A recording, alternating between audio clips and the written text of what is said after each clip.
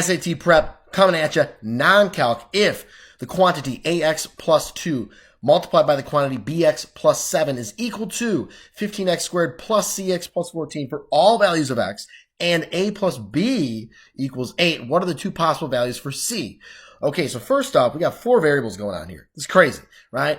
Now that a plus b is equal to 8, that's just telling me here that my 2 lead coefficients of each binomial need to add up to 8 while also keeping in mind here they need to multiply to 15, right? So what am I going to do with that information? Well, what are 2 numbers that add up to 8 while still multiplying to 15? That would be 3 and 5. That means that a and b need to be 3 and 5, whether it's 3 and 5 for a and b or 5 and 3 for a and b.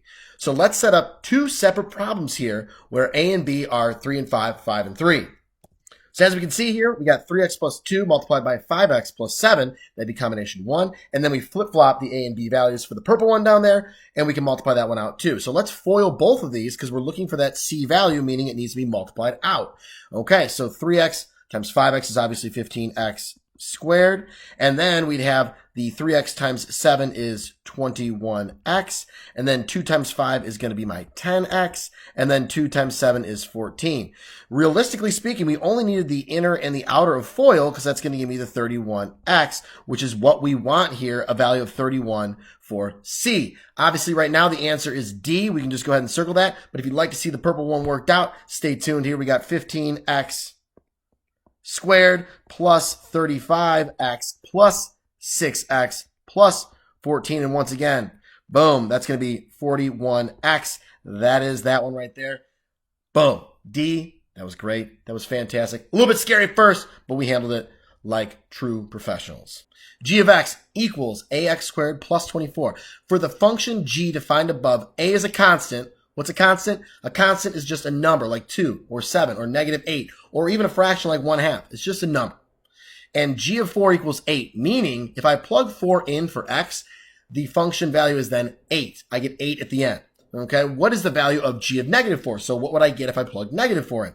I can't figure that out if I don't know what a is. So I can use this piece of information here to figure out a. What I'm going to do is I'm going to plug 4 in for x and set this thing equal to 8. So I'll have 8 equals a, which I don't know. Then 4 goes in for x squared plus 24. And I'm going to solve for that unknown a. So I'm going to have 8 equals 16a, right? 4 squared is 16 plus 24. I'm going to subtract 24. I'm going to get negative 16 equals 16a. Divide by 16 on both sides. And look at that. We get a equals negative 1. Now, I might be thinking, hey, man, I'm done. Look at that. C, it's negative 1. Whoa, pump the brakes. It's asking for g of negative 4. I need to use this negative 1 for a in that original function right here to then evaluate x equaling negative 4. So let's do that. Now we got some more space to work. All right, so I'm going to have g of negative 4 is equal to, and I'm going to have negative 1 in for my a, right? And I'm going to plug in negative 4 for x squared plus 24. Be very careful with your order of operations here. I need to square that negative 4 first, then multiply by the negative, okay? So I'm going to have negative 1 times 16 plus 24, and I'm going to get negative 16 plus 24 equals 8, and that would be choice A. Common mistake there is to take that negative, multiply by that negative 4, making it positive, and then squaring it and getting just 16 plus 24, which is 40. Not even one of my answers there. So be very, very careful with your order of operations. Don't forget about that PEMDAS. PEMDAS, don't forget about you. All right, see you.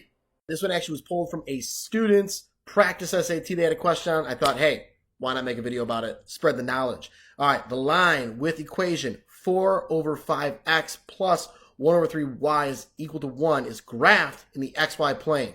What is the x-coordinate of the x-intercept of the line? X-coordinate of the x-intercept. Well, let's take a look at a graph real quick. If it's the x-intercept that I am going for, right, that means it's somewhere along this stretch right there. What's my y value anywhere along here? What's my y value every single one of those points? It's always something, comma, 0. My y value is always 0. So if I want my x-intercept, I can plug 0 in for y, and I'm going to get that x-intercept. Let's do that here. So now I have 0 plugged in for y. I can solve this for x. 1/3 times 0 is just going to be 0. So now what I have is 4 over 5, x equals 1. Now, if I want to get x by itself, I need to divide by 4/5, or I can multiply by the reciprocal, 5 over 4, and 5 over 4. So now these cancel out, leaving me with x equals 5 over 4. There's my answer, 5/4. That was great.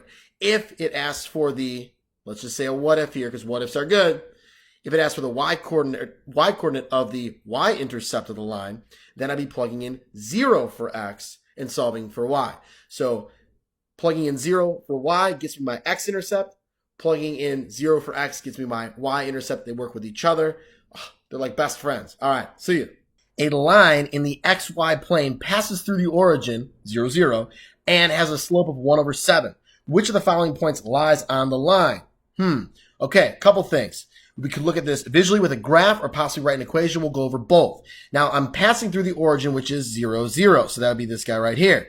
And then I have a slope of 1 over 7. Slope is rise over run, meaning I'm going to go up 1 and I'm going to go over 7. So up 1 and over 7, that would be the point. 7, 1 right there. And holy guacamole, we don't even have that. But what if we were to extend out one more time? Go up another 1 and go over another 7. That would give me 14, 2. My answer is right here. Now, if you'd like to use an equation, you could always write a y equals mx plus b. Y equals my slope is m multiplied by x plus b. Well, b is my y-intercept, which we already know is 0, 0. Now I could test these points to see which one would work. Now that could be kind of time consuming, so I feel like the visual approach is a little bit easier here. But let's test D, our answer, which was 2 for y equals 1 over 7 multiplied by 14. Well, what's 1/7 times 14? We're just dividing that 14 by 7, which is 2. So I have 2 equals 2. That works out. Choice D is still our answer. It's still the correct one. And that was still an awesome problem. If 3x minus y is equal to 12, what is the value of 8 to the power of x divided by 2 to the power of y? Whew, two different variables. Somehow there's going to be no variables left in this at the end. So let's see what happens here. First thing I got to do is I got to solve this for y in terms of x. Then I can go ahead and replace that y in the denominator with stuff with x in it. So let's do that. Now I'm going to go the route of adding y to both sides because I want to make that positive, and I'll have 3x equals 12 plus y, and then I'll go ahead and subtract 12 from each side, so I get 3x minus 12 equals y. This can now replace this little guy in the problem, so everything's in terms of x. So now let's go ahead and we've got 8 to the power of x divided by 2 to the 3x minus 12.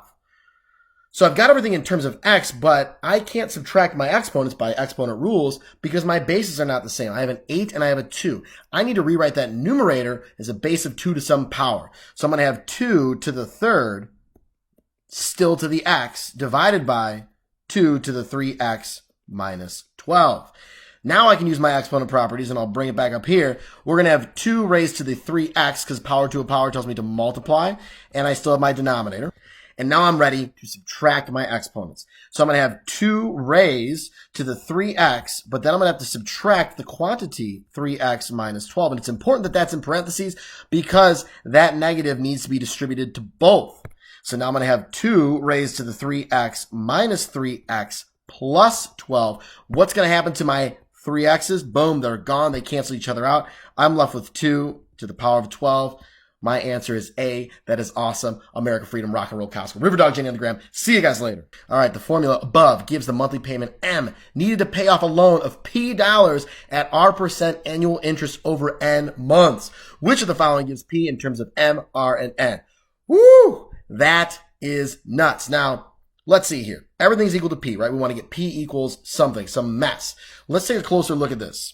So if I take a close look at this terrible looking fraction and I isolate the stuff that's multiplied to P, because I want to get P by itself, right? Well, that is just one big old fraction. Now, if I want to get P by itself and it's multiplied by P right now, I need to divide by the stuff in that red set of parentheses there.